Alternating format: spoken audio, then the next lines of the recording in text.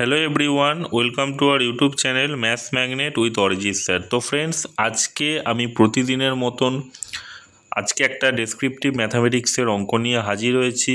এটাও কিন্তু ratio and proportion থেকেই কিন্তু নেওয়া। এইভাবে কিন্তু আমি রেশিও অ্যান্ড প্রপোর্শন থেকে অনেকগুলো অঙ্ক করাবো, কারণ পরীক্ষার হলে কিন্তু রেশিও প্রপোর্শন থেকেই কিন্তু প্রচুর পরিমাণে ডেসক্রিপটিভ ম্যাথস আসবে।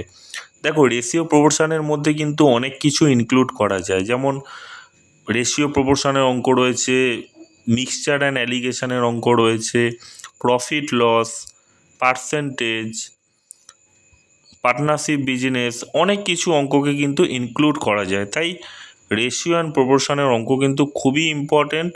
ওকে, তো চলো তাহলে আজকের ভিডিও শুরু করা যাক। এবং একটাই রিকোয়েস্ট করব বন্ধুরা, চ্যানেলে নতুন হয়ে থাকলে অবশ্যই তোমরা চ্যানেলটিকে সাবস্ক্রাইব করবে।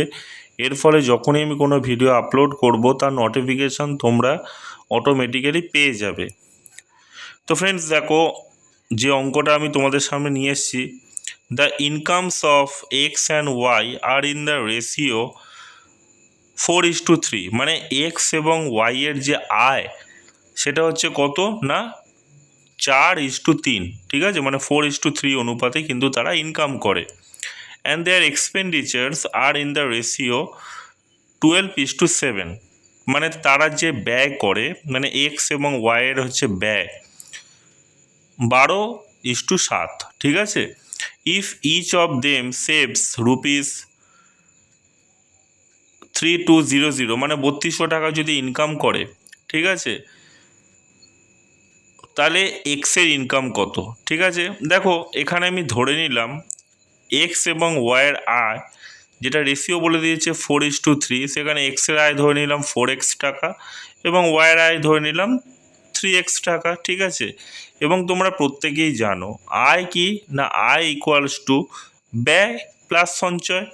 ঠিক আছে, মানে তুমি যে পয়সাটা ব্যয় করবে এবং তারপরে যেটা সঞ্চয় করবে সব মিলেই তো আয়। তো সেক্ষেত্রে দেখো, এখানে আমি যদি ব্যয় যদি ধরে রাখি, তাহলে আয় থেকে সঞ্চয় মাইনাস করলেই ব্যয় হয়ে যাবে। তাহলে এক্সের প্রতি মাসে ব্যয় কত? দেখো প্রত্যেকেই 3200 টাকা করে কি করেছে, সেভ করেছে। ঠিক আছে, প্রত্যেকেই 3200 টাকা করে সেভ করেছে। তাহলে কি, আয় থেকে যদি আমি সঞ্চয় মাইনাস করে দিই তাহলেই তো সেটা ব্যয় হয়ে যাচ্ছে। তাহলে এক্সের ব্যয় কত? 4x minus 3200। ঠিক আছে, আর ওয়াইয়ের ব্যয় কত? 3x, যেটা ইনকাম থেকে সঞ্চয় মাইনাস করে দিলাম। ঠিক আছে, 3200 টাকা, সেটাই হয়ে গেল ব্যয়। তাহলে এক্স এবং ওয়াইয়ের মধ্যে যে রেশিওটা রয়েছে, এক্সপেন্ডিচারের যে রেশিও, সেই রেশিওটা দেখো 12:7। ঠিক আছে, তাহলে 4x minus 3200 by 3x minus 3200 equals to কত? 12/7। এখান থেকে আমি কোনাকুনি যদি আমি ক্যালকুলেশান করি, তো তোমরা দেখতেই পাচ্ছ কীরকম বেরিয়েছে। দেখো 7×4 28 করেছি, ইন্টু 3200 ইন্টু 7 করেছি। ঠিক আছে, গুণ করব না, গুণ করলে সময় নষ্ট হবে, সময় কিন্তু নষ্ট করা যাবে না। এদিক দিয়ে দেখো 12×3 3600 করেছি, ইন্টু 3200 ইন্টু 12 করে দিয়েছি।